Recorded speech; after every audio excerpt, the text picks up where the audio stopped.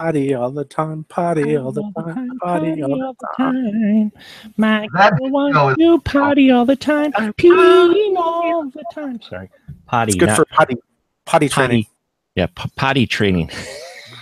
It's potty humor. It's potty humor. Oh yeah. All right, let's go. And welcome once again down to the spoiler room. Thanks for coming down here and having a seat with us as we talk about the latest installment in the Star Wars franchise.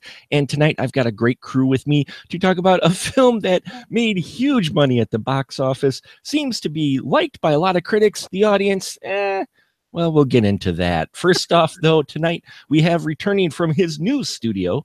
It is none other than Cole Meredith. Hello, Cole. How are you?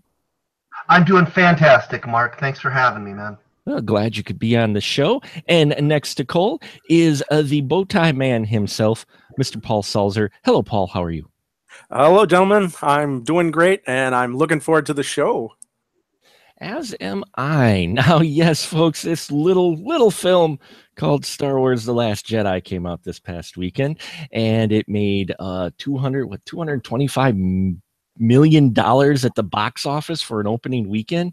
It's like insane. Films are like out there that don't ever make that much money. And in one weekend, it made that much. Now, the question is, was it good or was it bad? Or was it somewhere in between? So first off, I'm going to ask Mr. Cole Meredith. Cole, the credits rolled. Did you think, just initial reactions, was this film good or bad? Well, I'll lead with my only quote-unquote complaint, because it's literally the only one I have, which is these characters didn't end up the way I wanted them to when I was a kid. So there is that weird separation where it's almost like when I watch these later films with these same amazing actors, it's almost like a parallel universe or something. Like, I never thought I would see Luke doing this shit. But that's not a complaint, and that's, nothing against the film. The film can't satisfy, whatever fantasies I had for what happened after that original trilogy, or episodes 4, 5, and 6, I guess, as they were. Now, the film itself it blew me away, man. It really did. I like this director, big fan of Brick, loved Looper, and I kind of went into this. I paid for my ticket expecting his directorial flourishes to be completely bleached out, and I'm not sure why. I have no reason not to trust these producers or the team behind these movies. I just expected his personality to not be in it, and it might be my favorite film of his. I mean, it might be better than Looper. This is a really, really bizarre and engaging and often surprising movie. I'd forgotten that Star Wars could be so badass and audacious. And this, for me, was a return to form, because I liked Force Awakens. For our listeners, you can go Force Awakens podcast and listen to that. We had a full house that night, and it was a great show. And I like that movie. I think it's a good movie. But this movie almost, The Last Jedi makes The Force Awakens almost look like Spaceballs. It's so good. So that's my opinion, just up front. Just up front opinions. Yep, we're going to be diving into some of that and breaking down some of the scenes, including the very opening of this film. But first, Paul, how about you? Credits roll. Just an initial quick. Was it good or bad, or was you a little bit in between? I think I'm gonna go with this is my emotional span of the movie. It was like, as soon as the credits rolled, it was like, oh my god, wow, what the hell, really? No, okay, oh my god, yes, woot! That's how it was.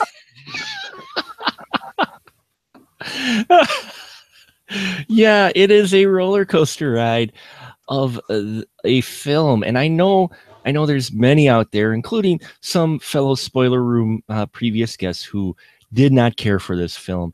And after watching it a second time, I can understand, but at the same time, I got even more what kind of they were trying to go for with it. And wow, it may not sit well with people. It was a bold move. And I actually had a more appreciation for this film the second time around, though I did come out of the film the first time and really enjoyed it. I got a different perspective watching the second kind of knowing what to expect now. Uh-huh. And that I think is one of the big things with this film. When the credits rolled, I thought it was great. It was funny. We went to the opening. I went with my two boys, honorable son number 1 and number 2, and we got there, and it was packed house. I've never seen a theater pack so early. I mean, it was just to the walls, like 45 minutes before showtime. It was packed to the walls. I was like, holy crap. And there were the theater holds maybe about 280, 290 people. Yeah. So it's the first time, even didn't quite get this with Force Awakens, though I don't remember it happening quite as prevalent as it was with this one. When the Lucasfilm logo came up, the theater of 280, 90 people went dead silent. Oh, I mean, you could have heard a pin drop. I heard the fans going from the heat. I'm like, holy crap! Because and the only reason I really noticed it was because it was perfectly quiet. Everybody, not even hardly breathing, eating popcorn, nothing, and waited for the blare of Star Wars. And I'm like, damn. I'm like, this is why I watch this shit in the theaters. Yeah. And I also I'm in a theater full of fans, hugely important. And when the film ended, there was applause. People clapped. Everybody cheered, kind of. And for me, I came out of it going, yeah, that was really good. And then I tried to avoid spoilers when I got, and I did find problems with it. I felt it was a little bloated at the 152 minutes.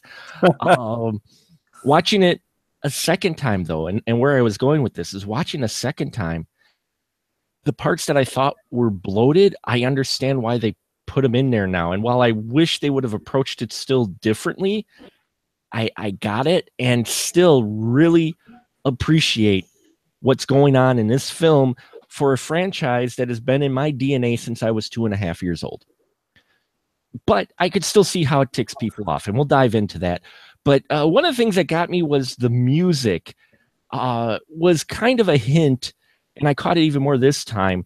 The music was definitely not quite cue for cue, but up until we get to see the fleet starting to make its escape, the Resistance, it almost had the exact same feel of the beginning music from A New Hope, which I thought was interesting. Not just the standard Star Wars theme, but when you pan down, there was a few note cues, and I know I'm a music geek, but this film opens with the Resistance escaping a planet, and the First Order is on its way to destroy the base that we became familiar with in Force Awakens.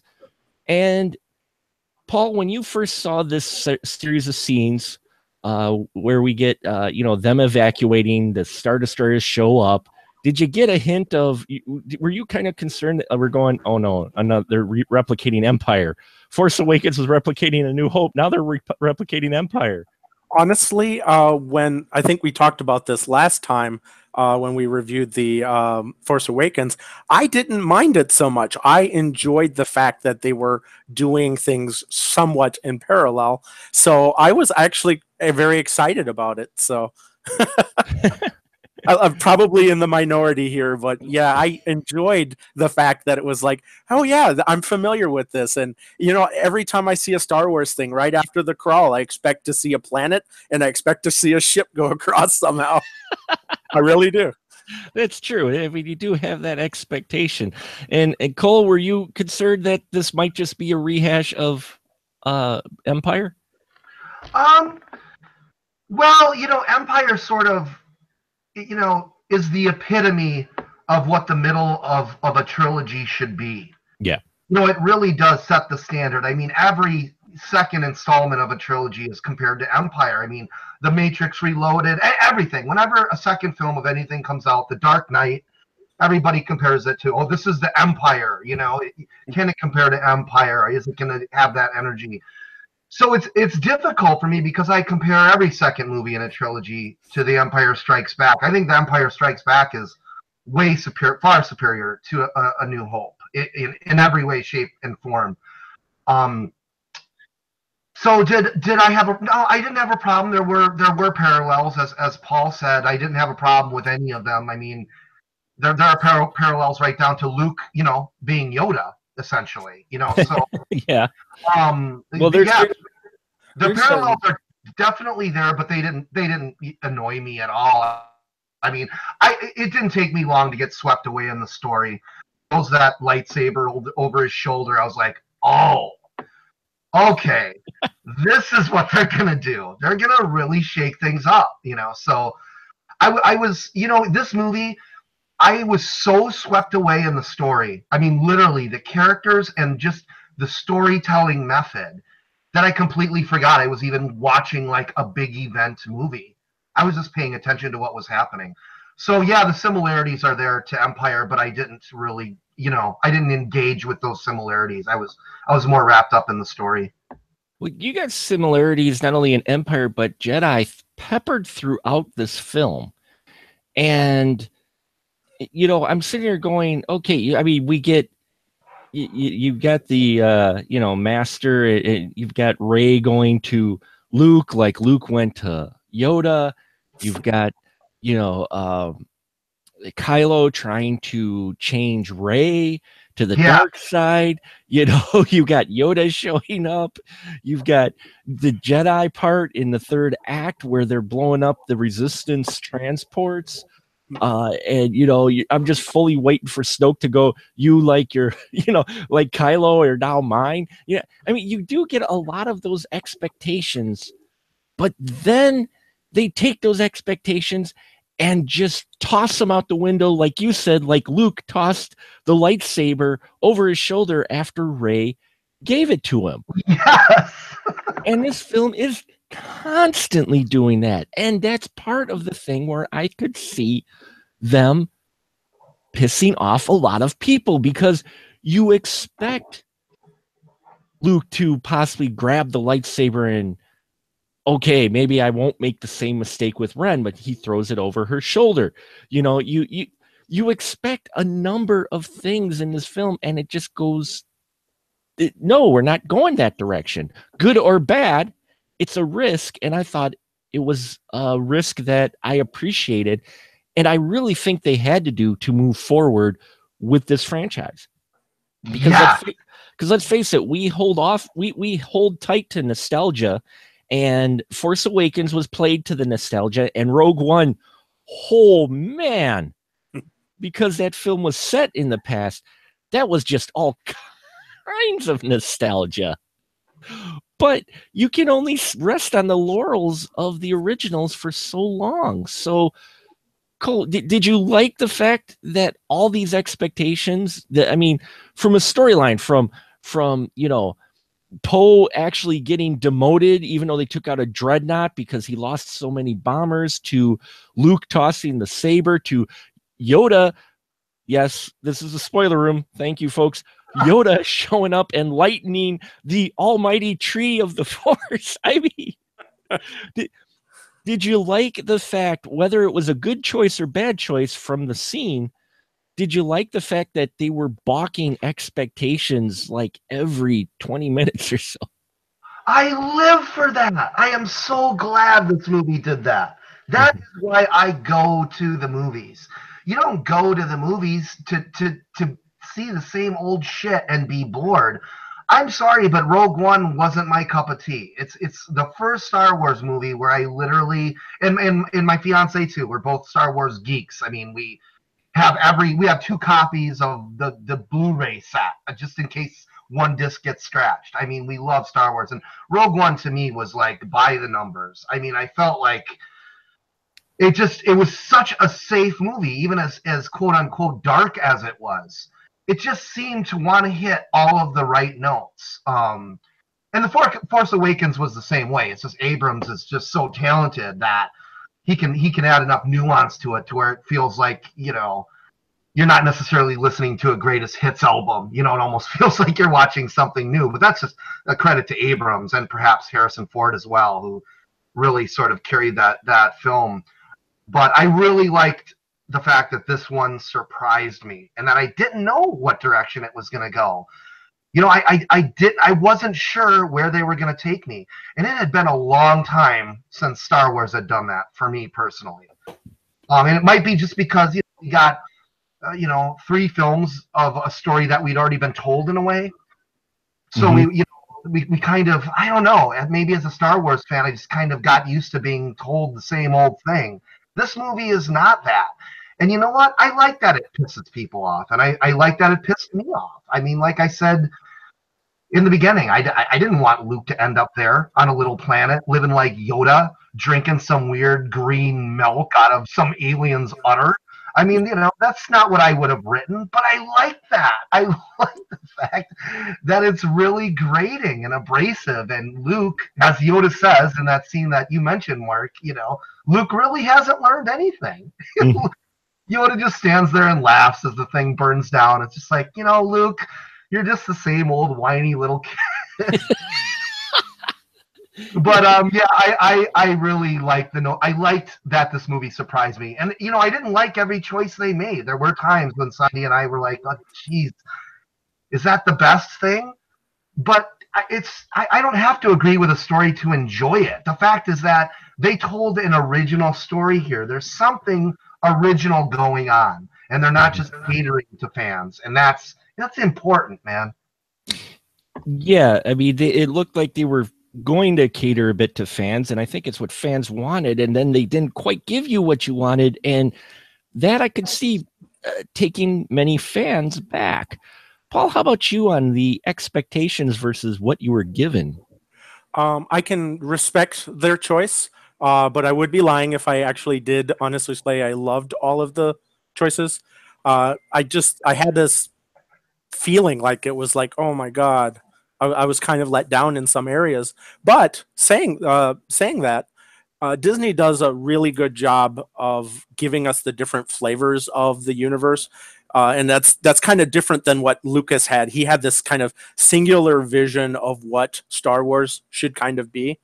And when Disney basically took over Lucasfilms, they're able to give us the different movies. They give us the little like solo movies, which is coming out May 25th. Yeah. I mean, so they can have the nostalgia films for the nostalgia people. They can have another film that's just fan service for the fanboys. And then they can have something entirely different. And because Disney is in the business of making stories and films and stuff like that, they're going to cater to like all the different audiences so that they can make the most amount of money. So again, I can respect that, but as somewhat of a nostalgia fanboy type of thing, I did what I was really hoping for certain things to happen, and they didn't. But it's good though, because in the next film now I can have a different feeling. I won't be the nostalgia fanboy. I can be the excited, hey, this is going to be an interesting story. Well, because you have no idea where they're going to go from here. Exactly. I mean, they even set it up in the trailer, and I didn't record it. I was going to do a prediction video of what I think's going to happen in Force Awakens, which I'm glad I didn't, because I would have been completely wrong on nearly everything I thought the trailer revealed. And I appreciate that quite a bit. And I agree. There were some choices that the inner boy in me, who's grown up and had this franchise in his cinematic life since he was in an impressionable age, 2.5, there were some things I wanted to see.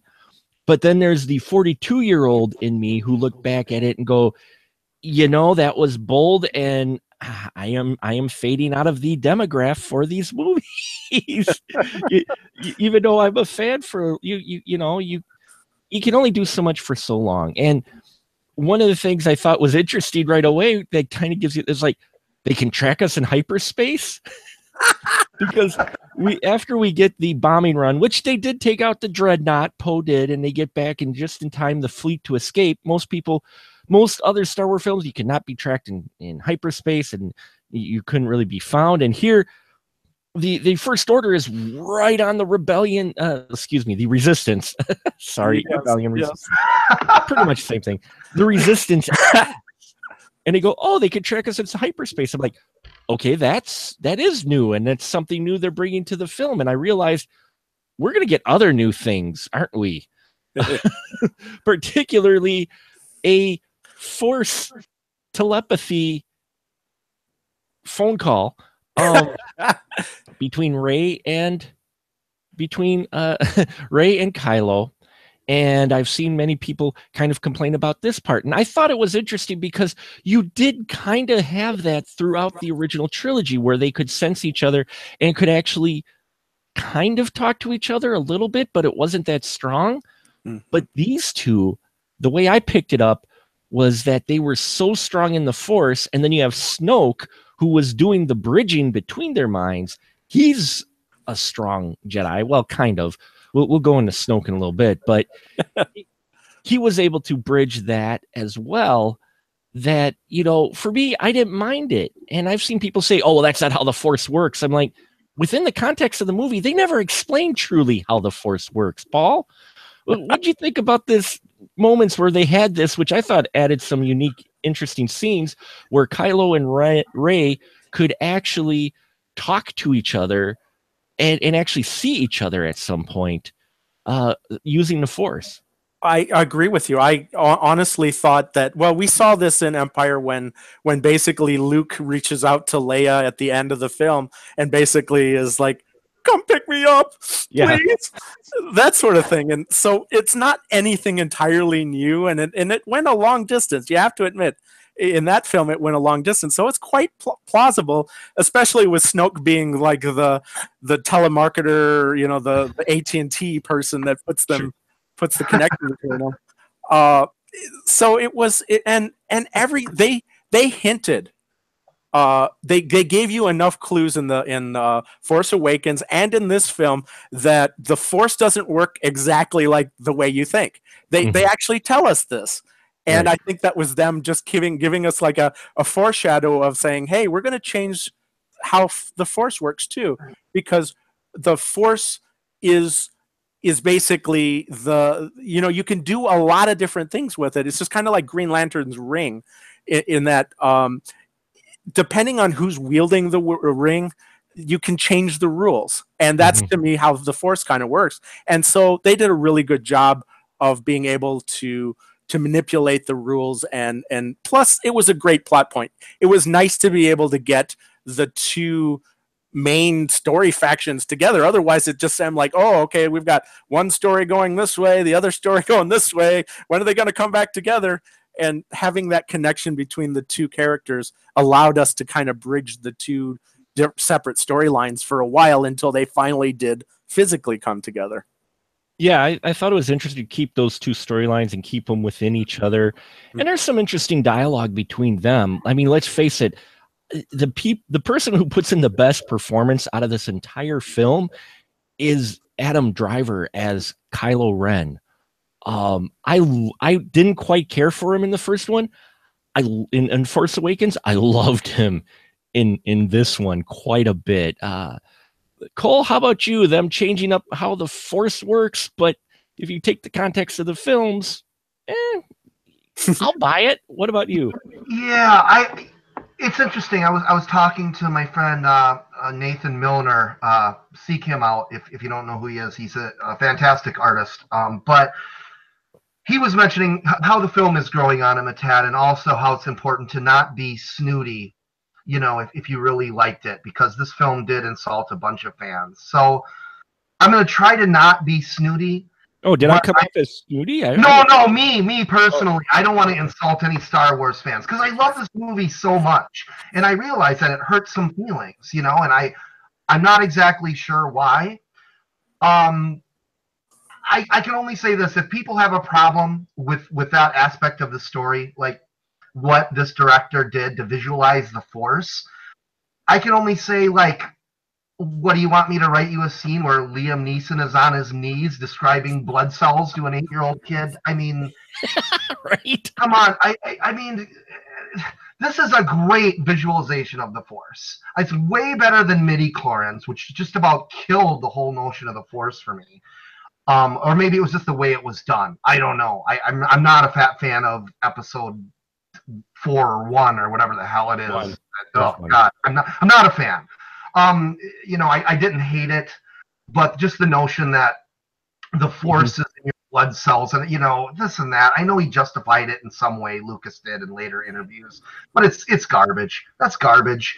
Even if if that's his vision, we don't need to hear about it. I mean, it's just way too scientific for the adventurous spirit of Star Wars. And this movie, the way they visualize the Force, and it's not just a gimmick, they even talk about it. Like Adam Driver looks around, he's like, wait a minute, can you see my surroundings? They really get into it. They get into, how this is happening and the fact that it might be a first in the Force. I mean, we don't know. I mean, this is new territory, right?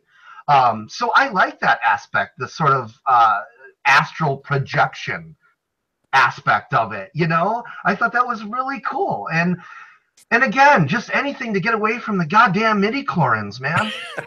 Yeah, they pretty much wipe out midichlorians with that scene where Luke decides reluctantly eventually to teach Rey, only to teach her why the Jedi must die, which we'll talk about that in a minute because I love that bit. But yes, he had that to where he had the joke with reach out,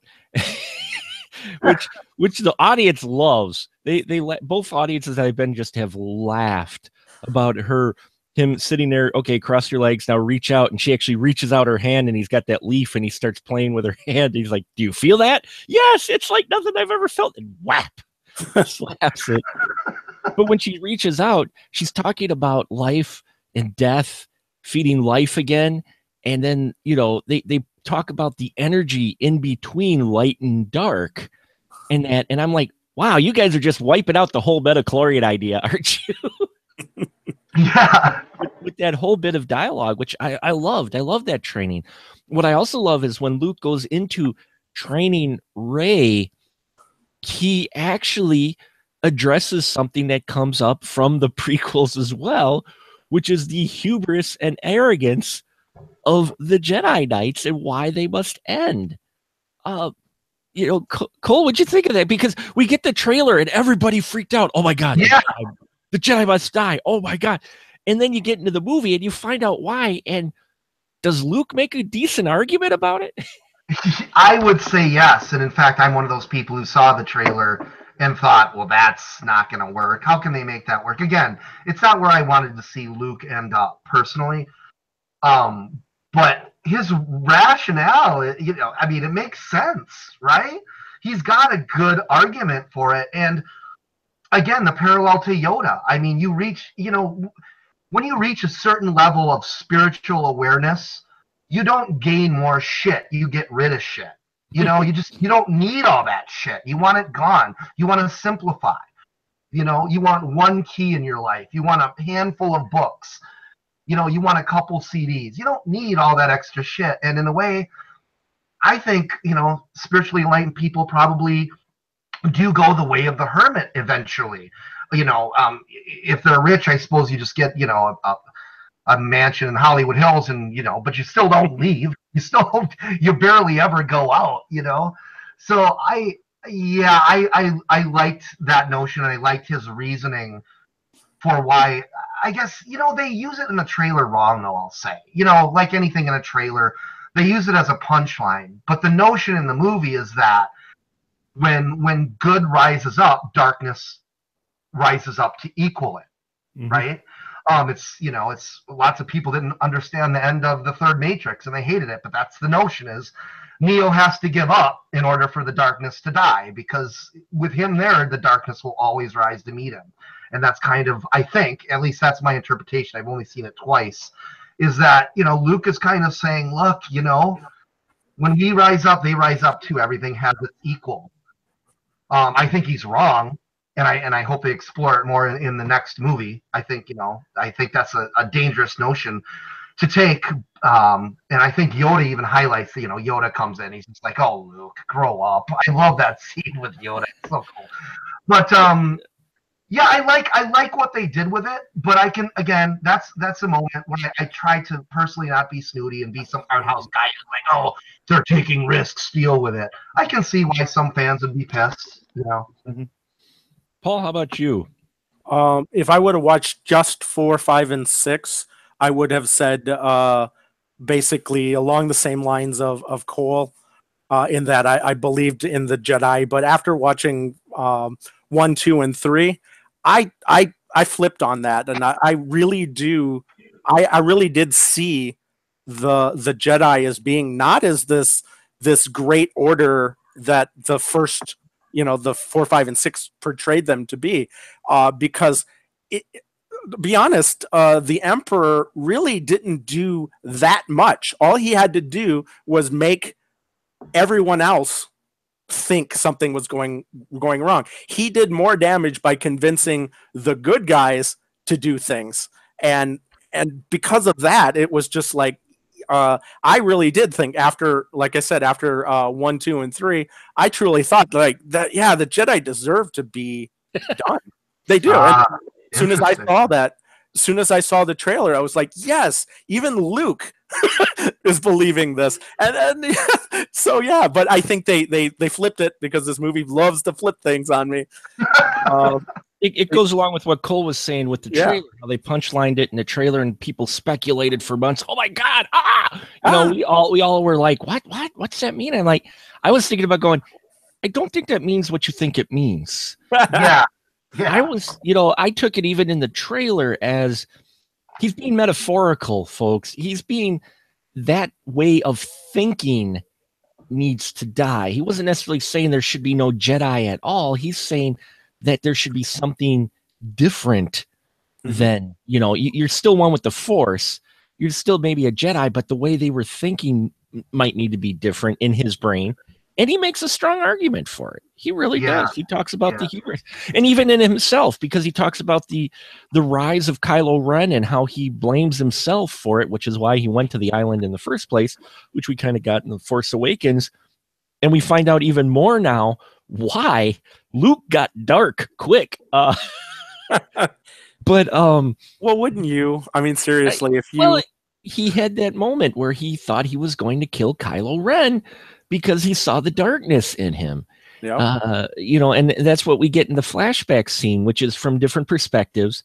Rey gets Kylo's perspective, who said, well, no, Luke went crazy and actually tried to kill me. And then Luke goes, yeah, well, I did kind of go crazy, but he was already dark and Snoke already touched him and his heart. And, bad touch. And then he goes, and even then I wasn't going to kill him because I realized, I screwed up. But even Luke acknowledged that he believed in his own hype, if you will, and let it get the better of him. And that's how what he attributed to the failure with Kylo Ren was the fact that he was Luke Skywalker, Jedi Knight and Master now. He could train these guys easy. And then here you have Kylo, who got easily turned, his own blood. Yeah, I liked that scene. I liked how they explained, and I can understand, because Luke was such the big hero in the original trilogy, I can understand how Mark Hamill had a problem with how they portrayed Luke and how many fans how they portrayed Luke. But for me, I dug the fact that they justified why he went to the island, and I liked his justification and his kind of self-reflection. Because again, it turns it on its head. That trailer gives you all these expectations, and we get all these expectations of the standard formula. And here we don't get the heroes return, so to speak. Even when we do, I shouldn't say that. Even when we do get the heroes return, we don't quite get the heroes return we expected with Luke Skywalker. But isn't that somewhat of the formula of Empire? That is. Yeah. It is a bit of the formula, is that it went against it went against a bit of your expectations, especially for back then. is well, back then they didn't even know quite how to handle with sequels to begin with. But yeah, I I didn't mind them breaking a bit of the formula, even though part of me wanted it. And what I'm referring to, folks, is as this movie plays out, the Resistance gets to a point where they have to make a final stand against the First Order, and Luke eventually shows up. Yeah, we're just jumping all over the place, but Luke eventually shows up. There's a great scene with him and Leia, but he's standing out there and he faces Kylo Ren, but it's not the lightsaber uber battle you think it's going to be. It's more of like a Samurai 7 type of showdown. Loved that even better. I loved it even better. Did you, Paul? What did you love about it? What the fact with that final scene? Because I mean, this is Luke. This is the hero of the original trilogy. This is the guy me personally, love. And no, he's a badass. Yet, go ahead. I thought he was more of a badass versus so Kylo is like doing his swing and you see Luke kind of just doing the Matrix thing right underneath it, like a little slide on his knees right underneath it. I thought that was the most badass thing I ever saw in a Star Wars film, to be honest.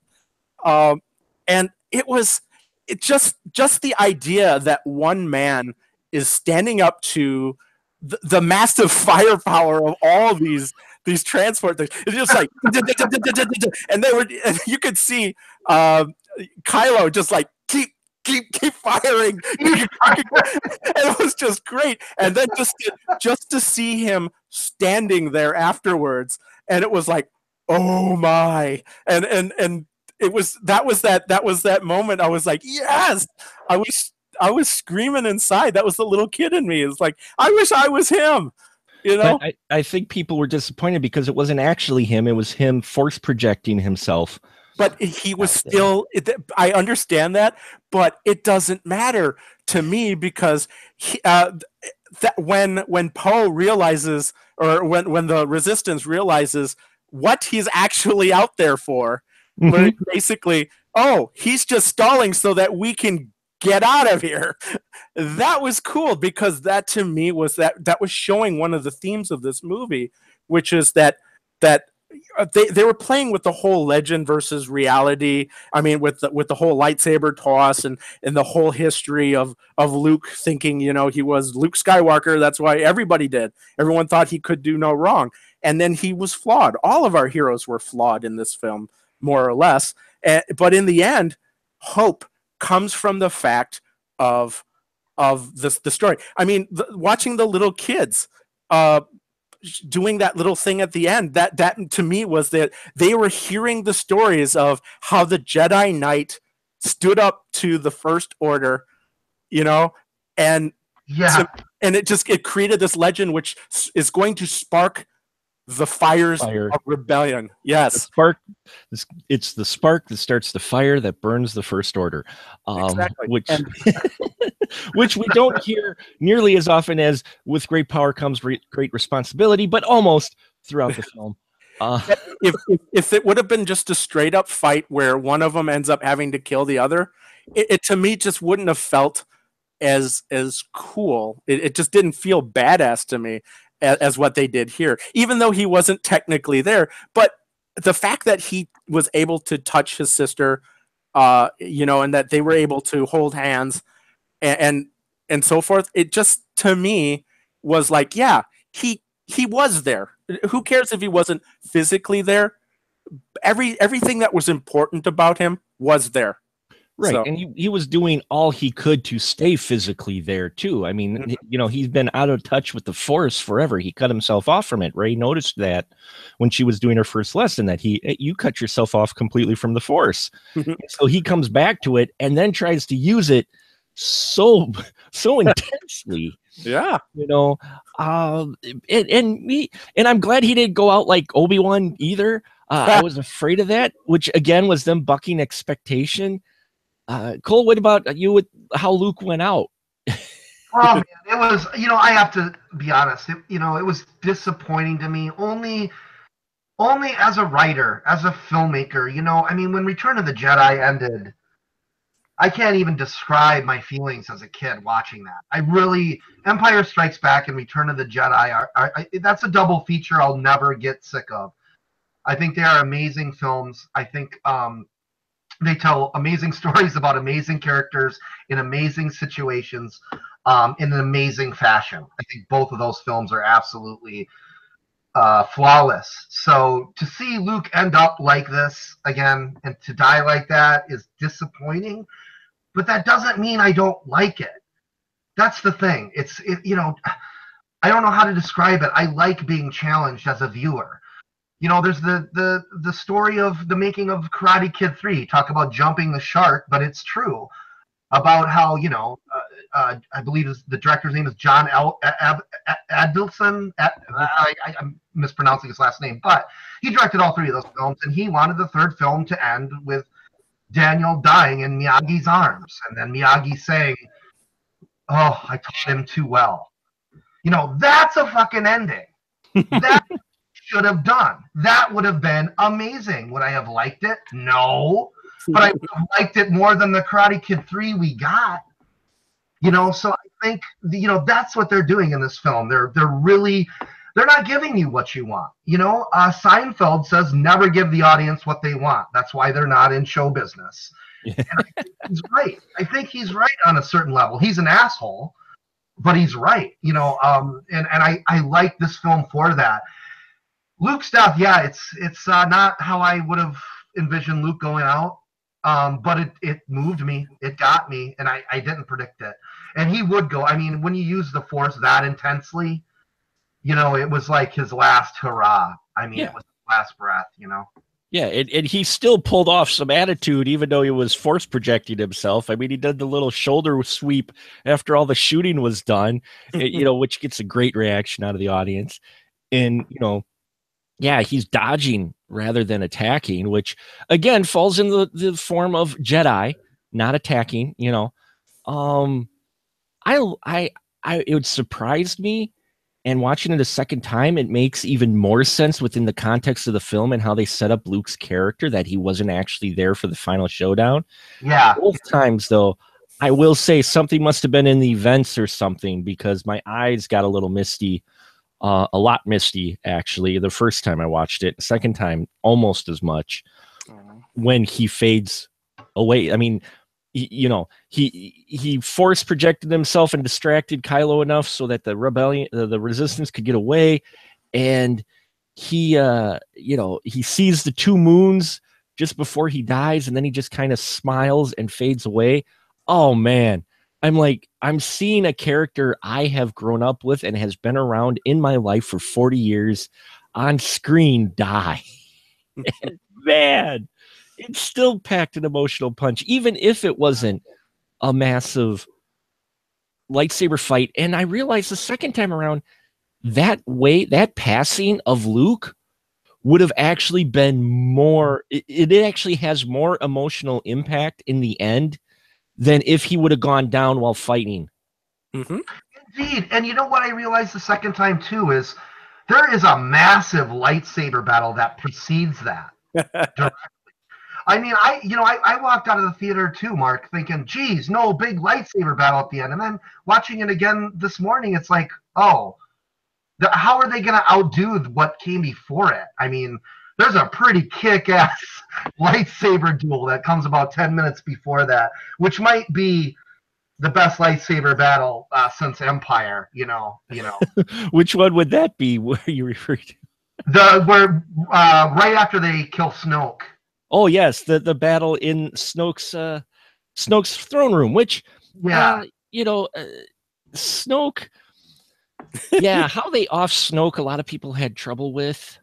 Come on. I understand, but the way they set up Snoke too, he was just kind of there. They're like, oh, here he's this badass, and he does get some badass moments, but some people didn't like how they handled Snoke at all. Paul, how'd you feel they handled Snoke in this? Because we got, touches of him in Force Awakens, and now we get to see him in the CGI flesh, so to speak.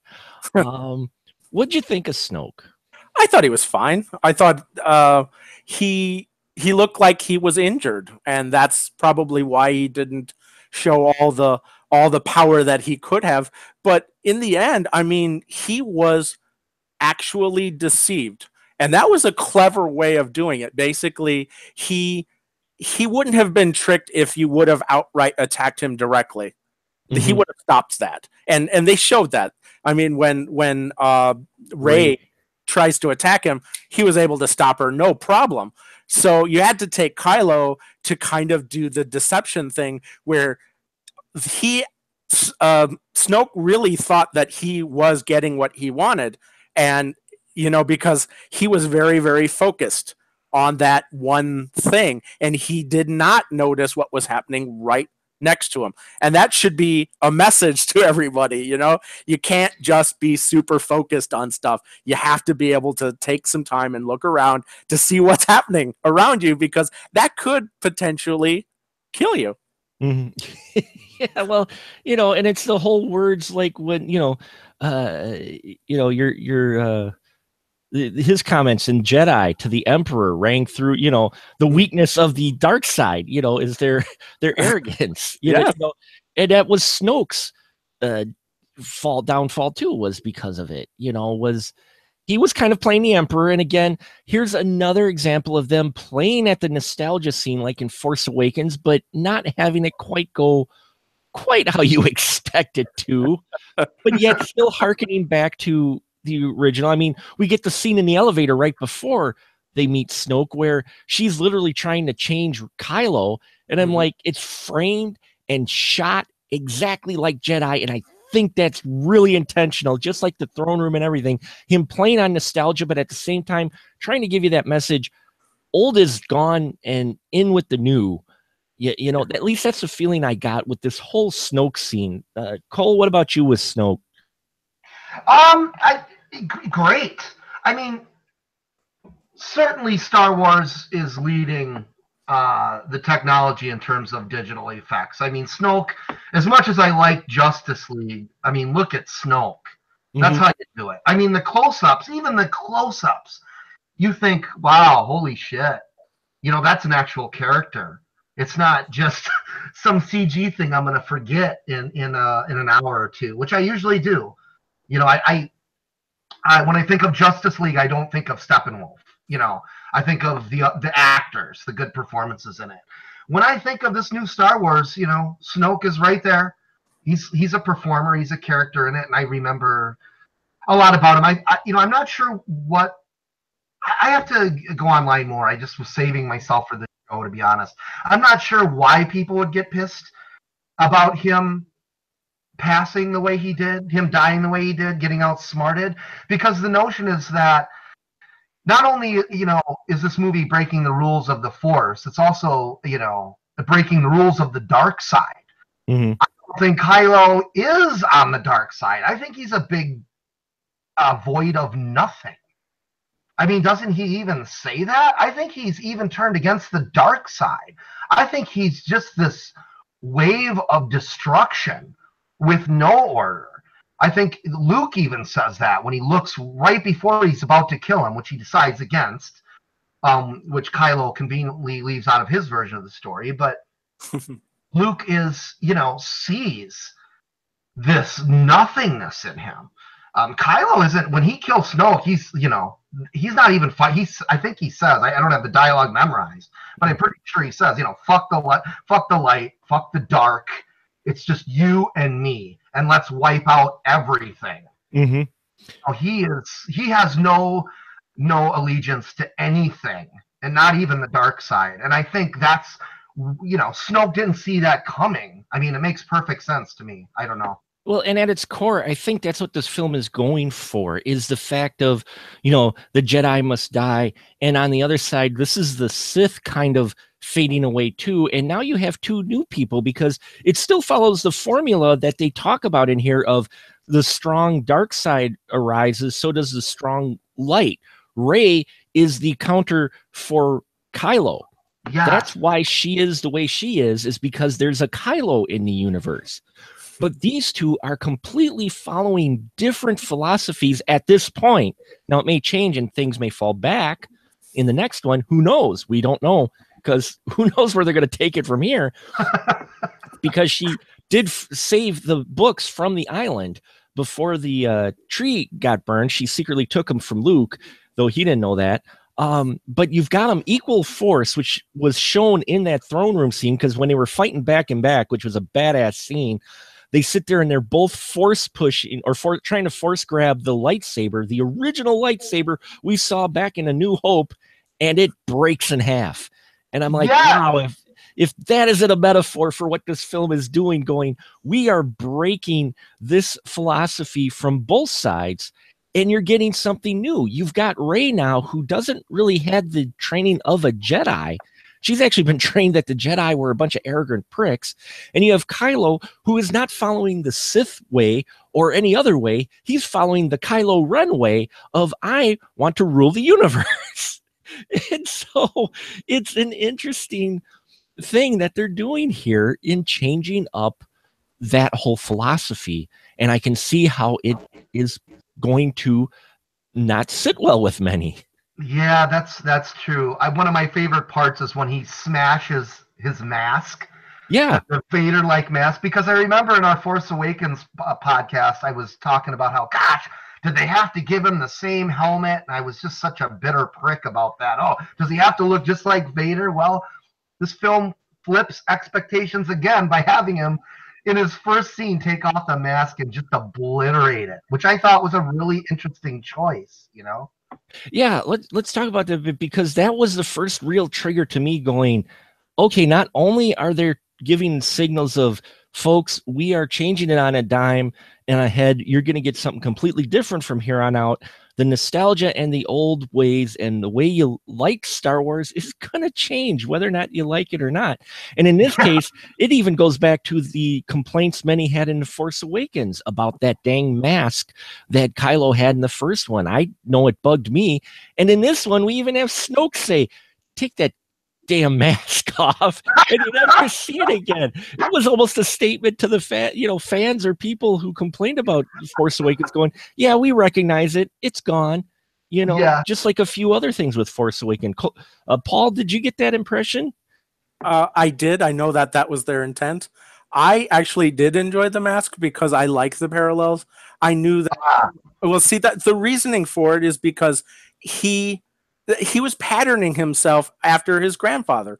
Right. If you notice that a lot of the decisions that he was making because he wanted not to be like the Emperor or Snoke, the Supreme Leader. He wanted to be like his grandfather. And that was basically, I think the reason why he truly broke that was because of the comment that the Supreme Leader said, is that you will never be Vader. You will never be like a Vader. And then that was enough to push him over the edge, where that was him realizing that, no, he's not going to be like his grandfather. And that's why he smashed it, because it was just basically that legacy of him was smashed, shattered. That illusion of who he thought he was gone, and so he didn't need that mask anymore, and that's why he did it out of anger. And I thought that was totally within character for that. And then from that point on, it was like, yeah, I know, I knew that Kylo was going to do something in the end to betray Snoke because of that one scene. It's like, you do not piss off Kylo Ren in that way, and that was the most. Like that's reaching, by his nads and squeezing. That was the one way to truly affect him. You could probably, you could do all sorts of things about him, complain about his like stupid scar that he got defeated by Rey, That bothered him. That's what I like though too, is Snoke even addressed that. It was like that scene with Snoke and Kylo was almost like them talking to the audience and all the people who complained about the end of Force Awakens. Not only we're getting the smashing of the mask, but he goes, and you got beat by a girl who never picked up a lightsaber. And I'm like, wow, are you talking to Kylo, or are you talking to all the detractors from the Force Awakens?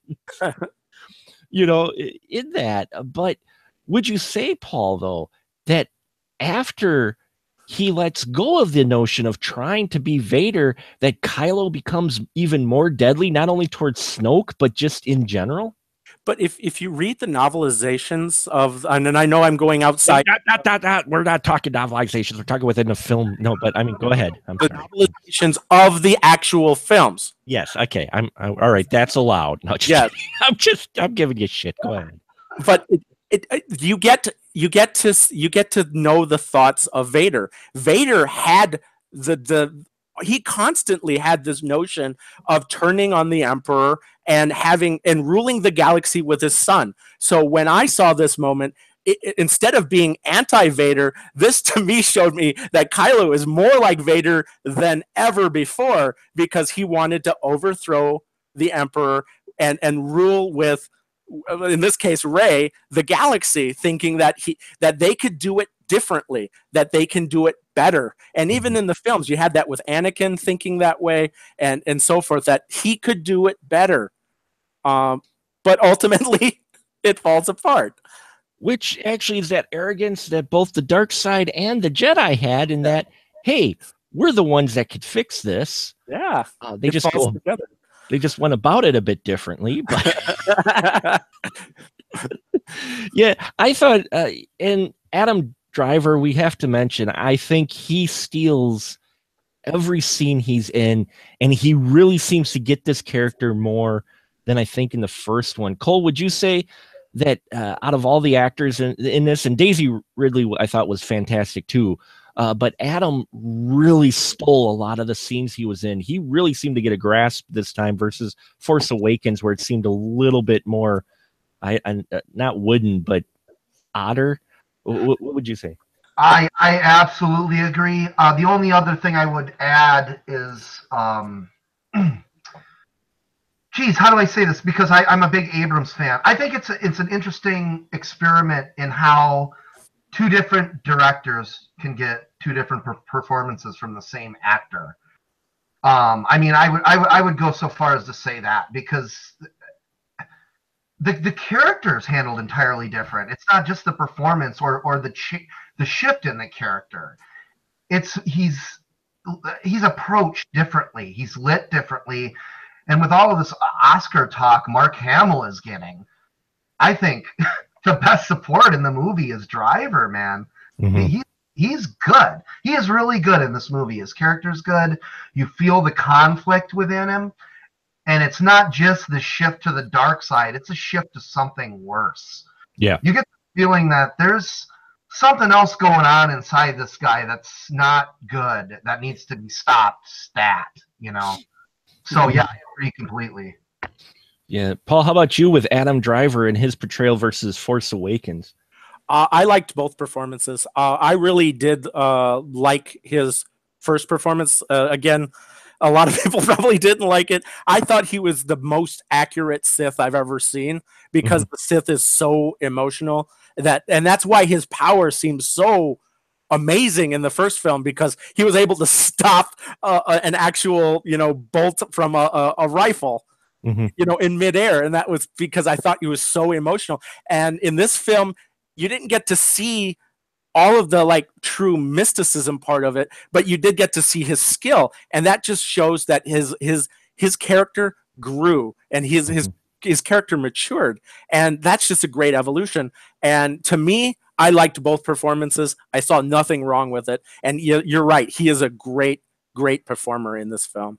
Yeah, he is. Still, I will say Luke, too. Mark Hamill does fantastic, because he managed to recapture not only the Luke character, but the looks on his face like Luke have in the original trilogy. His cadence and the way he talked. I'm looking at this going, I no longer saw Mark Hamill. I'm like, holy crap, that is Luke. He's back. Yeah, it was interesting. I mean, it was Luke. It wasn't just like some glamorous return for an actor we hadn't seen on the big screen in a while. It was Luke up there. Did you see a little bit of Alec Guinness, though, in him as well? Just because of that layer of maturity and that the teacher. Did you see that in him as well, in his performance? Interesting. I hadn't thought about it. I'll think about that, Paul. Okay. I'll say it after I watched a second time in the training sequence, and when he was describing what he had really against the Jedi. When he was doing the teaching part, yeah, it did feel a bit like Obi-Wan as well. Mhm. But he was true Luke fashion in the Yoda scene. Oh I yeah. mean, when he goes to burn the tree, then he chooses not to, and Ghost Yoda shows up and shows just how badass Yoda is, even from beyond the grave. He drops lightning bolt down and just gives it to Luke, the old master treatment. God, that scene makes this film worth alone watching. Yes. Seeing Yoda as, I don't know if he was actual puppet or CGI or a combo. I think it was a combo of both, but whether they made another puppet for him, which they might have, or if it was just really good. But I loved seeing Yoda back, and the way he talked and it was great. It was awesome, that scene, seeing those two together. And again, it was playing on nostalgia, but at the same time, it wasn't going like you expected. Mm. And that is throughout this film. But Luke felt like Luke. It didn't feel like, oh, Mark Hamill's back as Luke. I was like, I'm looking at Luke. Holy crap. Yeah. The way Man, and that scene with Yoda, like you said, it's not just a throwaway cameo. I mean, they do something with it. It's not an easy exchange between them. It kind of tugs at you. It makes you think. It makes you think about the characters, which, how many times have we seen Yoda? And yet, with good writing and good directing and some good effects, they gave him the same bluish hue that, all Star Wars ghosts have. It's a really good scene between two characters that we know and love. And, the more things change, the more they stay the same. Luke is this, yeah, the last Jedi, and yet all Yoda can do is just laugh at him. The one scene that I thought was truly a Luke moment, and that's the one that Mark had already hinted at, and that was the death scene of Luke, where he's looking at the horizon, he's looking at the twin suns, and that to me was the bookend, because you kind of remember him at the beginning, he's looking toward the horizon. I think Yeah. guy keeps looking toward the horizon, and to me that was like the perfect Luke moment, because and Mark said it was just that little smile on his face, that he was thinking about his entire past. He didn't have to say a word, and that to me was, my God, this is Luke. Thank you. That was it. Yeah. Oh my God. Yeah, that scene, like I said, I think it packed more of a punch not having him in the major battle or dying after getting a wound or whatnot, or sacrificing himself, completely, physically, like actual physical fighting. Mhm. I think that had a more emotional punch, in all honesty. Yes. And it made it fit within the film. And yeah, it felt like Luke. He looked like the young Luke. I don't know how he managed to capture the look on his face looking at the twin sons, Yeah. but he looked exactly like he did 40 some years ago in A New Hope. I don't know how he did it, but for a minute I saw the young Luke. I'm like, oh damn, okay. Maybe it's just because it's ingrained in my DNA. I don't know. So I think we've covered most of the main character parts in here. Well, except for Rey. Rey, played by Daisy Ridley, she's back. I liked what they did with Rey, because I thought for sure they were going to do more of a maybe she does turn, but I think she portrays it well, even when she gets angry, how you see how she is pure hope and light, and she is never going to be turned. Cole, would you say that with her character, that at no point you see what Snoke does and that she is never going to be turned? Absolutely. I mean, she's a phenomenal actress. We haven't talked about her probably because she's just so good. I mean, it's like, I don't know, when you talk about the Avengers, you don't really need to say, well, Downey is amazing. You just kind of know it, she's just perfect. I mean, her performance is great. Despite despite the Jabba the Hutt sequence in Return of the Jedi, I can always watch a Star Wars movie and not feel like the female characters are, overly sexualized. Yeah. Which is refreshing. Not that I have anything against, I watch all sorts of movies, but it is nice to watch a Star Wars. You go to a Star Wars movie and the female characters aren't, going to be overly sexualized. That's kind of refreshing. Her close-ups are amazing. What she does with the performance is wonderful. The scene where she explores the dark side is not just visual effects and directorial nuance. A lot of that's her. She's doing with the character. Yeah, it's hard for me to add, anything to the notion that she's just perfect for the role. And I hope that she has a good experience making these movies, and I hope she gets to do some great things after they're over, because she's carrying a large chunk of this film on her shoulders. She has to do a lot. She has to, act opposite Mark Hamill, and which is sort of his comeback performance. Well, not comeback, but there's a lot of people, putting a lot of emotional investment into what he's doing, and she's got to know that when she's on the set. And she plays off him perfectly. That scene where he drinks the green uddermilk, her reaction to that is just. Anyway, yeah, she's perfect. I could go on about her performance for a while, but Rey is a great character, and it's handled perfectly in these movies. Yeah. And that's what I liked about it, is the fact you never at all, at any point, even when they try to play at her saying she really wants to find out who her parents are, and that's her main weakness, that doesn't even feel like a really strong weakness. I mean, it's there, but never at any point. And it's the way she's written, and also Daisy's performance, that you feel, wow, she is just pure in her intentions and the use of the Force. And yeah, well, and her jumping right into the dark side, and Luke freaks out because she's doing that sensing and she finds the dark side of the island, and she just goes right in, and Luke like freaks out. Oh my God. But that's her different philosophy. She's like, I'm not going to get corrupted. This thing's got an answer, and she's like, I'm not going to let it corrupt me, but Luke's afraid it's going to corrupt her. I mean, she's that strong of a character. Paul, would you agree with that, or with the way she performed this, and her never actually ever going to be corrupted? Yes, I was. I honestly was surprised by that. I really did go into this thinking that she would be corrupted, and I was very, very happy that she wasn't. But here's an interesting thing that what I couldn't get past this was that, okay, in the first films there always seemed to be that special person in the universe. It was Anakin was the one, and then Luke be the one that brings balance, and then technically now it's Rey. But when you dive into Rey's past, it's different. It's like she comes from, and they even throw this in your face a few times, where she doesn't come from special parents. They were just normal people. And to me, that's a very modern type of hero, where like it seems like today everybody is treated like they can all be heroes. There isn't a special person out there. We're all special, And I think that's just a modern way of thinking about heroes. Whereas in the past, like I said, they had the Anakin, you're the one, and then Luke, you're the one, and then they played on that with the whole legends thing of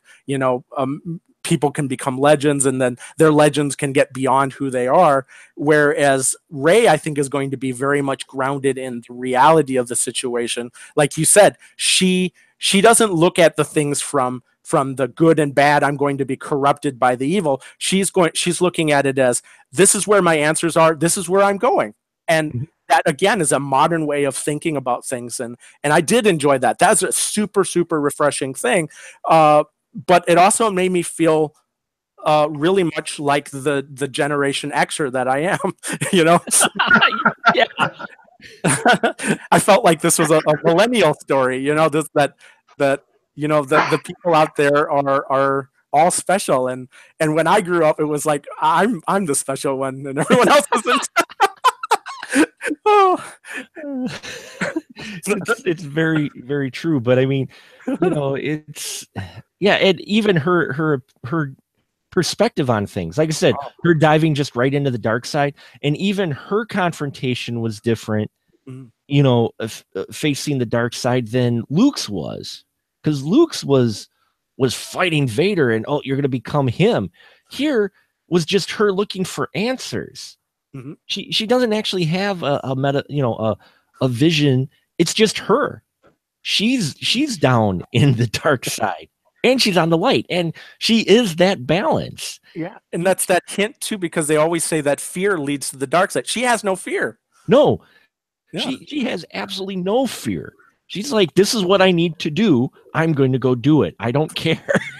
It's great. It is. It's a fantastic part. And even, at the end there, she raised the rocks, and I loved how everybody was surprised, like, oh my God. And she was just like, yep, okay, I freed my friends. Let's go. It was just, I love her character and what they've done with her. And she's not the only strong female character in this. We get Princess Leia, who, outside of Space Leia's scene, I didn't have a problem with her, but I'm sorry, folks. There is, as much as we gush about this film, the scene that I did not like is the same type of scene that I did not like in Guardians of the Galaxy Volume 1, which I enjoyed immensely. And I gush over that film, and I've been gushing over this film, even though many of my friends maybe not so much. Space Leia scene's got to go. Thank you. I'm sorry, but her, they played at Kylo Ren going to blow up her bridge, and they didn't. So the 2 TIE fighters came in and did it for her, which, while, that doesn't play, again, to the normal formula, your kind of Shakespearean type of formula of the child, killing kids, or, the melodrama.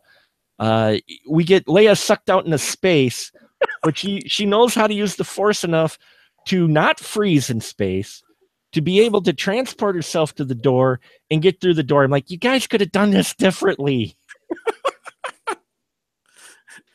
Why do we get Space Leia? Well, I think there's a couple things. I think she was in the protective layer of the ship. But the other thing is you don't freeze in space. That's a myth.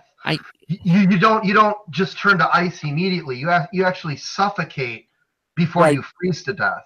So, but the expelling of your inside gases. Your veins would pop out. Indeed. You'd explode. You go poof. Yeah, well, because your body eventually, but it wouldn't be immediately. Well, no, I just know this because I listened to a Neil deGrasse Tyson thing on it the other day. I'm not some scientist or anything. I just listen to episodes like everybody.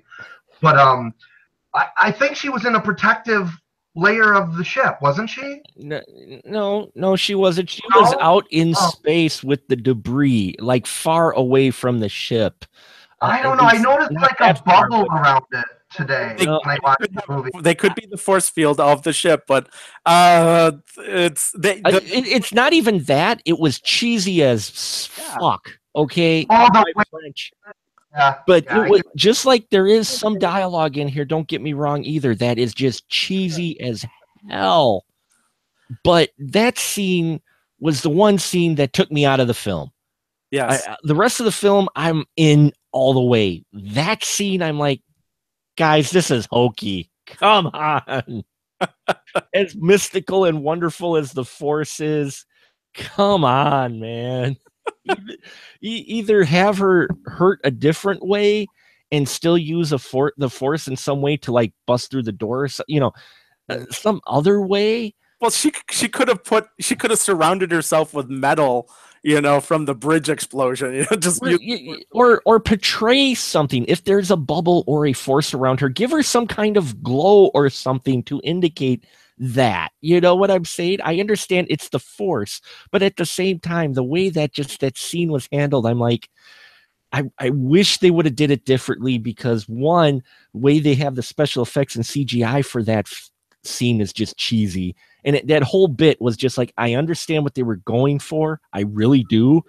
I just wish they would have approached it differently, because not just as a Star Wars fan, as a movie guy, I'm just like, oh man, come on, give her something different. Other than that, I loved Leia's scenes in here, Oh yeah.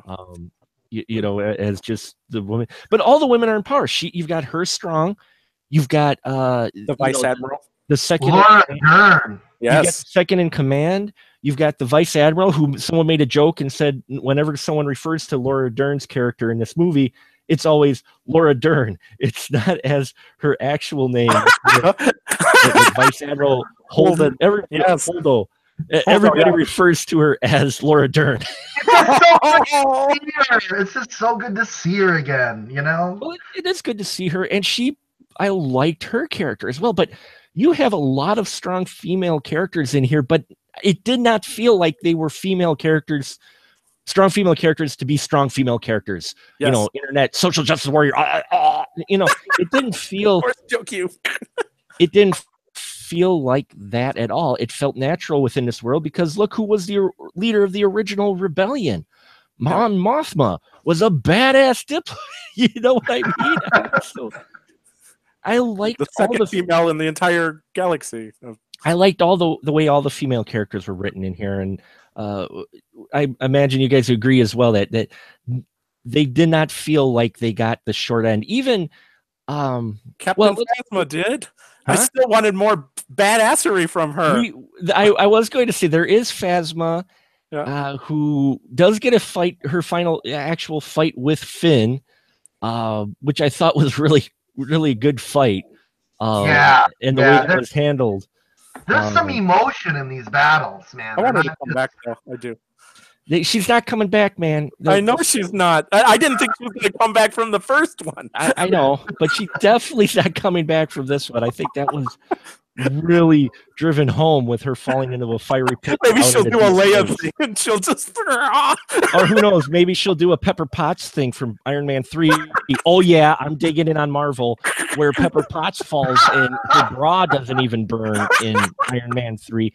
Her clothes were not, I know she had whatever in the juice that made her immortal, but at the same time her bra wasn't immortal. Stark Tech, man. Stark Tech. Yes, Stark Tech. No, Stark would have had it break away. What are you talking about? But back to this Star Wars. Phasma does get some scene in there. She does get a pretty badass fight, but you wish it would have been longer. Yes. You know, but then we get the new character played by Kelly Marie Tran, who also links up with Finn, which makes you feel like they have her character in here to kind of pull the idea away that Finn and Rey are going to be romantical at some point. You know, any notion of that. But we do have the new character, Rose Tycho, who goes with Finn to the casino planet, which I thought could have been handled differently, to help find the code breaker, to help break into the big ship to take out the Snoke's ship, if you will, at least the tracker for their hyperspace, because that's what their plan comes up with. What'd you think of the Rose character, Paul, with her intro and the fact that her sister was a bomber and basically her in general? What'd you think of her character? I loved the fact that we met her sister first, because we learned a lot about her character, before we haven't even met her. Just because of her sister and the sacrifice that the sister made, and that you could just take that character and that sacrifice and just put it onto her. And I loved that character. I loved how she was loyal to the Resistance. Like, I mean, she even talks about how many people she had to stun because they wanted to get through the escape pod. I just thought that was hilarious. And I thought that was also kind of a little throwback to the first movie. The fact that, you know, kind of a play on the thing where, you know, in combat, the escape pods just keep going off for no apparent reason. Yeah. I thought that was great. But yeah, she's so loyal. She's so smart. And she had this, like, you know, she had this like likability about her. And then she also had this deep sadness, and that, like, you could tell that we were meant to see the world through her. And the fact that, you know, we as Star Wars fans, we look at all the really cool things about Star Wars, but the fact that she actually did reveal a real dark side to the universe was a real big eye-opener for me. So I have to give her character credit for doing that. It's amazing. Yeah, her character does bring you know, show that it's not exactly hunky-dory all out in space, something that some of the books did, but the Star Wars universe never really explored. You knew kind of there was an underground or, you know, seedy people, but you don't really get that until you get this, the Rose character and her showing up on the casino planet with Finn, and her driving the idea that, yes, there is this seedier, darker side where people are getting enslaved and killed for war profiteers. Mhm. And I liked that scene. I just wish the whole bit on the casino planet would have been handled a little bit differently outside of CGI animals running rampant through the city. I but I love the perspective her character is and her devotion. You're right, how she cares for Finn too, because at the end when they're in the final battle and going against which I wish they would have called it something different than battering ram gun. I'm like, really? We're not that dumb, okay? Come on. They could have called it the Star Killer gun. You could have called it anything, the barrier breaker or something other than the battering ram gun. I'm like, oh man. Come on. But she saves Finn from going on a suicide mission that probably wouldn't have actually affected the gun. Mm-hmm. Probably not. Because he would have blown up before he got in. Yeah. His ship was already melting as the beam was coming out. So it was a slim chance this was actually going to work, his sacrifice. And she crashes into his ship to save him. Mm-hmm. She's like, I didn't, stop you. I saved you. And then she kisses him for some reason, which, I thought was a little forced there. No pun intended. But I really love her character and her driving spirit. Yes. In her youth, and it'll be interesting to see where they take her in the next film. Cole, how'd you feel about the Rose character? You feel she kind of gave us open-eyed to the rest of the Star Wars universe?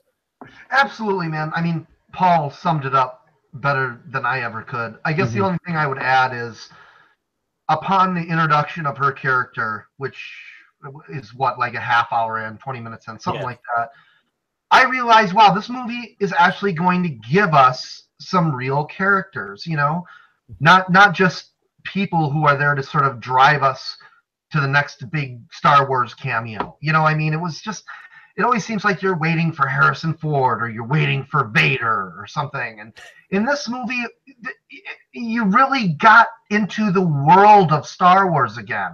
Mm-hmm. People talked about how their day was, what they did, she again, for all the reasons Paul said, she's a breath of fresh air.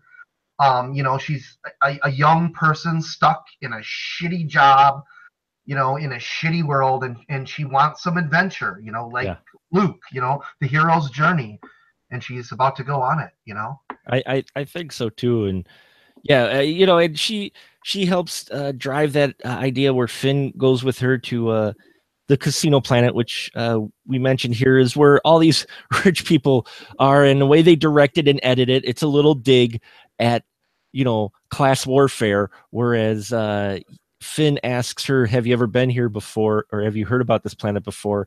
Yeah, I just know that it contains the worst kind of people. And you see, it's all a bunch of rich, snobby people.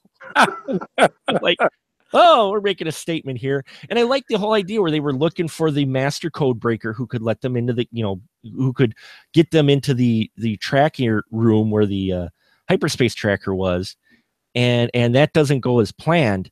And they talk about she talks about getting enslaved and how she'd never seen those creatures before and wish they had freedom. And we meet the little kids who bookend this film and really open things up for the next one, which we didn't realize at first. But I just wish they would have did something different with their escape. I loved Benicio del Toro's character and how he shows up, and he's a ragged guy, but he's actually a really good code breaker himself. And he hooks up with BB-8.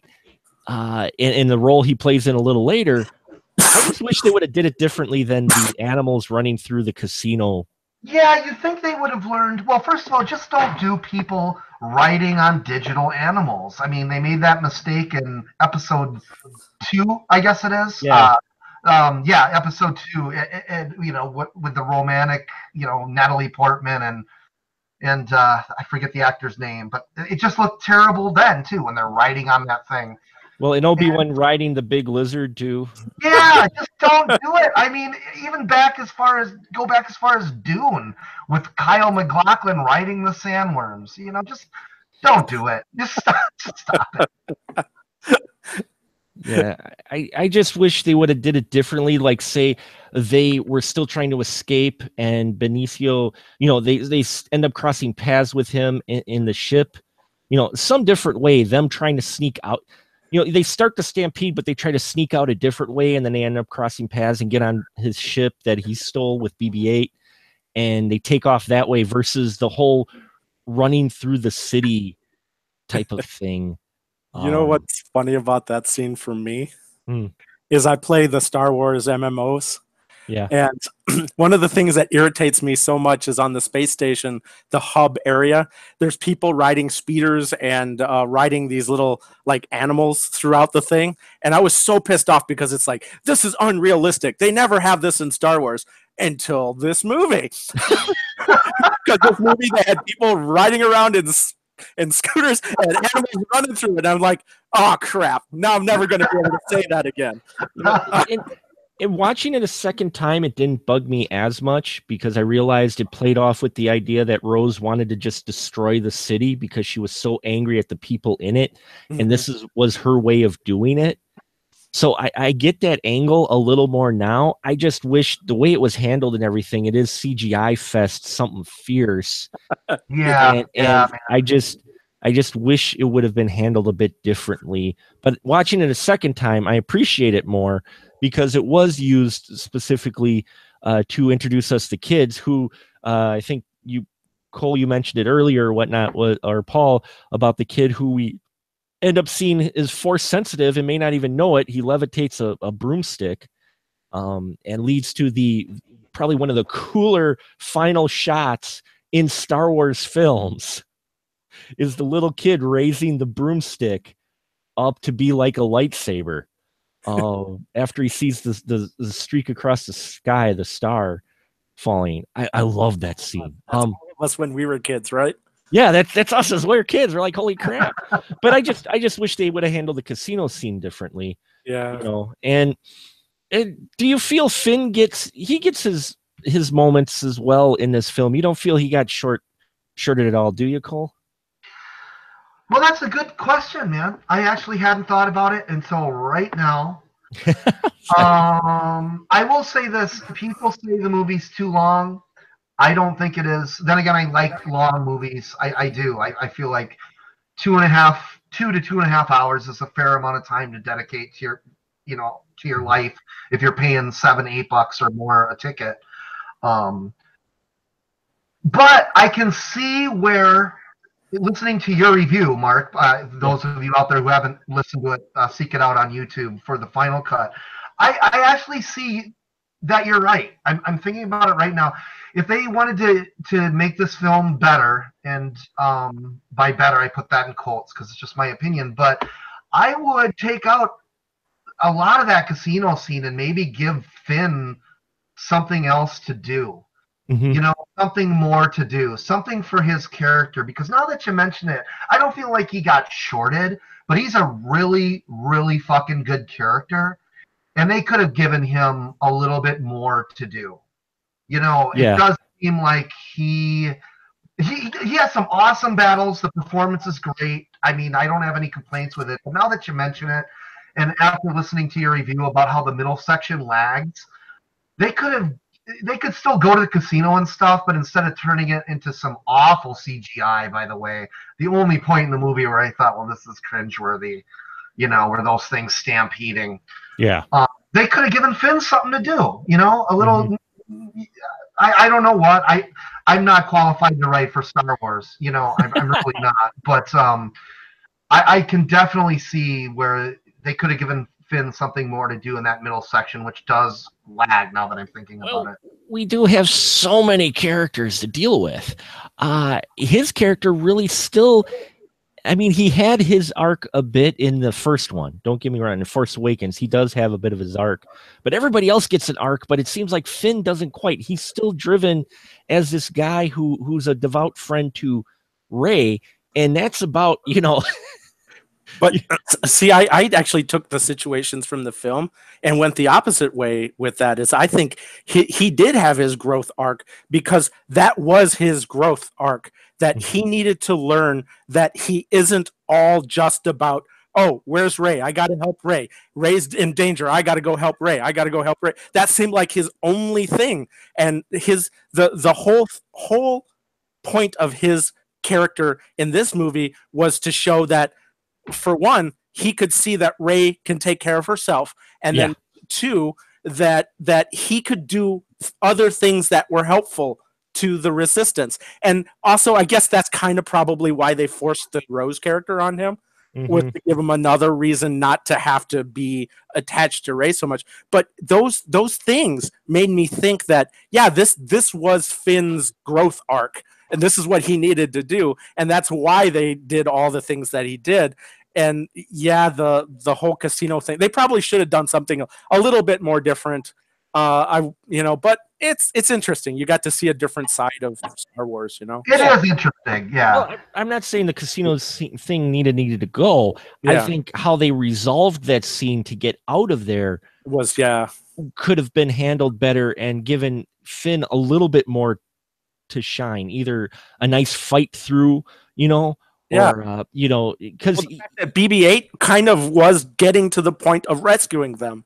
Yeah, I mean, and they did set it up. Now that Phasma's gone, they did set up with Benicio del Toro's character to be the subplot villain for Ray, for Finn, and for Rose in the next film. Mm-hmm. That's coming. That was set up, I think, specifically with the way they set up Benicio's character. I think he'll be back in the next one. I didn't look up credits. Randall Calrissian him. It would be so cool if he came back and tried to make amends. They probably won't do that, but I think that would have to make amends though, because what he said was true. Yeah, it's just business. Today they blow you up. Tomorrow you blow them up. In fact, that's what they did. So yeah, but I could definitely see them possibly. I could possibly see them diving in and having Finn look for him, or their paths cross again, I think. Oh, I'm sure they will. Yeah. So, well, I think we've touched on many things tonight with this film, and we could, I could just babble on, but you don't want to just hear me babble on. So I'm going to ask my panel here. We'll first start with Cole. If they had anything we didn't touch on yet, because this film is dense too, even for 2.5 hours or so, it's still a dense film. Cole, did we touch on anything or not touch on anything that you want to talk about yet tonight? No, man. I mean, we touched on a lot, and you guys brought up some elements of the movie that I hadn't thought about. I guess the only thing I would add is I nitpick only because I love, if I said anything negative about this movie, it's only because I love it. I think it's astonishing entertainment and challenging science fiction. I mean, very, very challenging. I say that, of course, having not seen the new Blade Runner yet. So I'm sure I've heard that's amazing. But this is one of my favorite science fiction movies of the year for sure. And my favorite Star Wars movie since Jedi, far and away. And Paul, how about you? Is there anything that we didn't talk about, or something you maybe want to bring up that we didn't cover yet? I wanted to find out what your guys' must-haves for the last movie should be. Must-haves. Yeah. Cole, what's a must-have on your must-have list for you for the next film? Must-have. Wow. Man, I don't know. I mean, the elephant in the room, of course, is that we watched this knowing Carrie Fisher had passed. Mm-hmm. So that's no way to watch a movie. So I try not to put that in my head. But if I was to write another movie or want something from another movie, it would involve Princess Leia. I mean, they set her up as being like queen of the Force. Yeah. I mean, that scene that you guys didn't like, which I thought was actually pretty cool, just for me personally, sets her up for a third movie. Yeah. So I don't know. I mean, really, and this isn't to be negative. I mean, this is such an amazing film. I never thought I would love Star Wars. You know, I never thought I'd go to Star Wars and just be like, well, this is pretty gross and strange and weird, you know, and kind of squirm in my seat. I liked that. A third film isn't going to do that, especially with Abrams coming back. You know, it's going to be a safer play, and that's okay. It needs to be. It needs to close the trilogy. You know, it needs to be uproarious and it needs to be solid and fun and brisk and there needs to be some brevity to it. But it would be really nice to. Jesus, I don't know. I have no idea. You know what? You don't know because the way they end this film and the way it plays out, you have no idea where they're going to go now. Yeah, you have no anchoring characters left, really. Not really. Unless people come back as ghosts, which I'm sure a couple people will, you're at the mercy of your support now, which it's a good thing they focused on characters in this movie because they have something to work with. But where it'll go, man, they could go any way they wanted, really. Paul, to answer your own question, what is on your must-have list? Because this is sort of the end of the Skywalker type of storyline.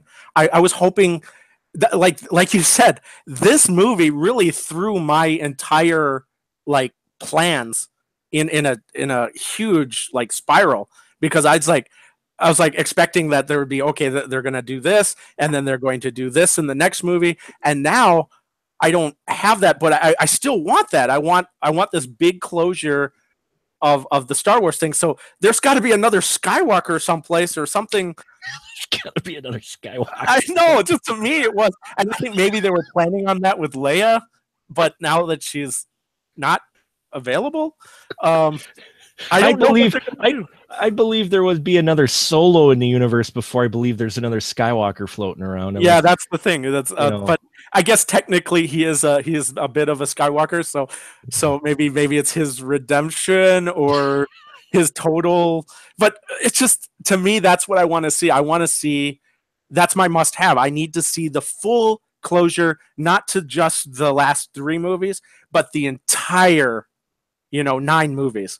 And then they can do all the other side movies, and I'd have so much fun with that. But that's what I really hope for. And then there's a little part of me that still wants Captain Phasma to be back. Captain Phasma to be back. Why not? In the cartoons, my kids always complain about how they brought freaking Darth Maul back with the spider legs. He kept himself alive with the Force. So anything's possible. Anything's possible. Yeah, I can dream, right? I can hope.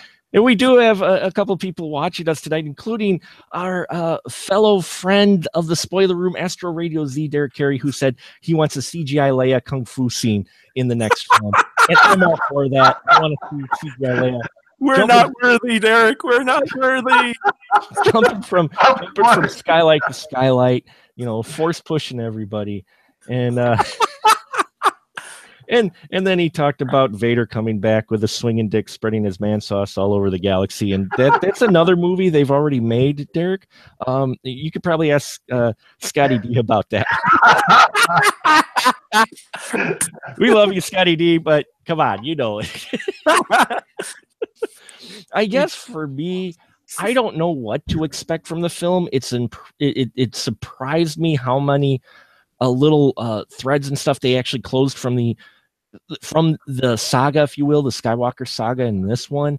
Mm-hmm. It is unfortunate with the passing of Carrie Fisher, because yes, I would say that they had set it up for Leia to actually possibly have a bigger moment. Yeah, close because let's face it, we're looking on one hand original characters, and 3PO and R2. They'll get melted down into paperweights, and Chewbacca's got some gray in his hair. And so, but the main characters, pretty much, they've taken a lot of them out. And we also have Stuffed Burrito Entertainment. Check out his YouTube channel as well. He's in the room tonight watching us. Thank you, both of you. Derek, Astro Radio Z, go check out his podcast for tuning in to hear us babble about this film, which we've gushed on, but we've also been a bit critical on. I know some people out there thought in someone's words, it was hot trash. And again, I have perspective upon seeing it a second time. I can completely see where that's coming from. But on the other hand, I see what they're also trying to do with it. And it's the fact they think they're messing with characters that have been around for 40 years that really ticks a lot of people off. And it is a different movie, good or bad, of the way you like modern filmmaking to be. It's the way some of these things are in the future. And I do like the fact, though, that it is unknown what the hell they're going to do in the next film. I think we all kind of had a prediction from Force Awakens to what was going to happen in this one. But now after this one, it's like it's all up in the air. But I do want to say this, that I like the idea of the kid. That final scene, like I said, is my favorite. What I want more than anything is in the final scene, you've got Rey standing there, say by herself on the island or whatever. And behind her are the ghosts of Obi-Wan, of Anakin, of Yoda, of Luke, all standing behind her. And I'm talking about Obi-Wan as Alec Guinness, and I'm talking about Vader as Prowess. I'm not talking about those special edition inserts they fucking did. Screw that shit. No, I want those ghosts to show up behind Rey, and then they fade off, and you're like, boom, there you go. The final, that's or get them caught inside of a plasma stream as the Ghostbusters take them out. Oh God! Now you're crossing the stream. No. There's going to be a major battle, and the Avengers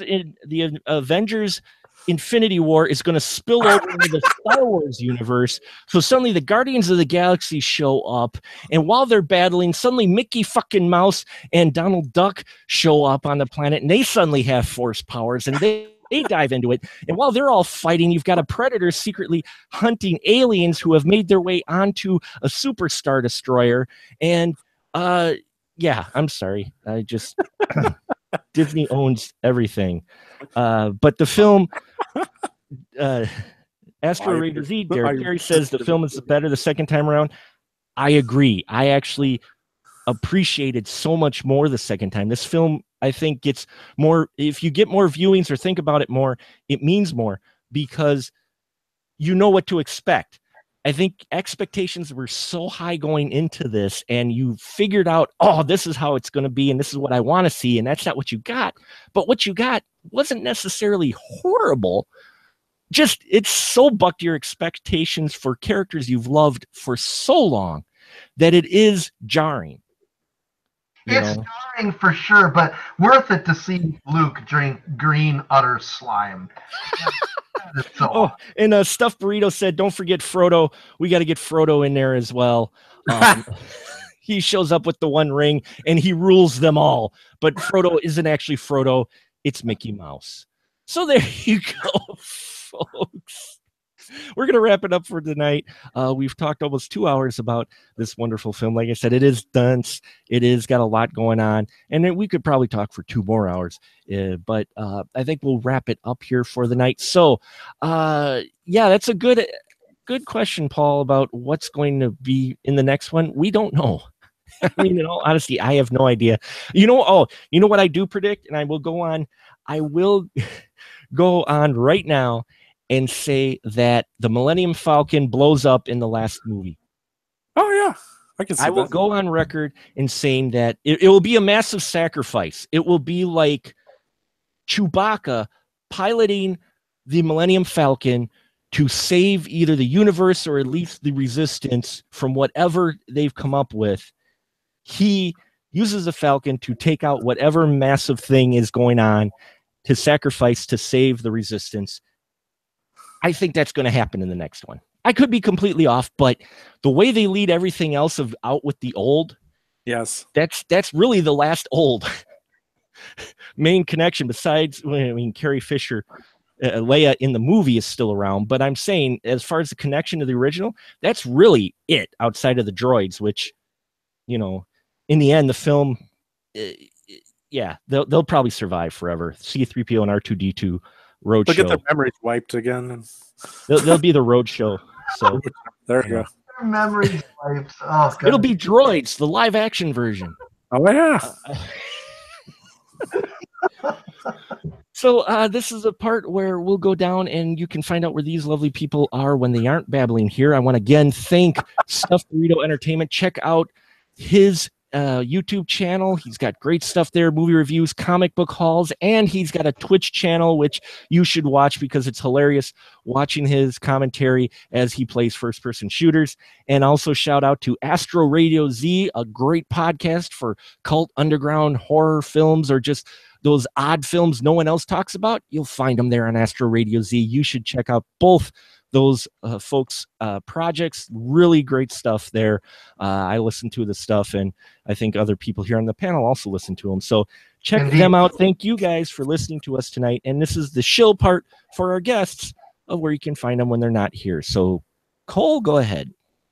Shadows and Lovers Productions is the name of my company. You can find us on Facebook, and our movie is The Last Great Horror Movie, available on Amazon. Super affordable. So check it out, and thanks for having me, Mark. You're welcome. Thanks for joining in. And Paul, how about you? Where can they find you at, sir? First of all, thank you for having me as well. And everyone can find me at Forsaken Ferret Filmworks, as well as also there are several podcasts that I'm involved with on the Astro Radio Z network. And you can also find more about my film festival that I work on. It's the Northeast Wisconsin Horror Film Festival at newhorrorfest.com. Fantastic stuff. Check out all that stuff as well. And we will bid you a good night, everyone. Thank you so much for listening.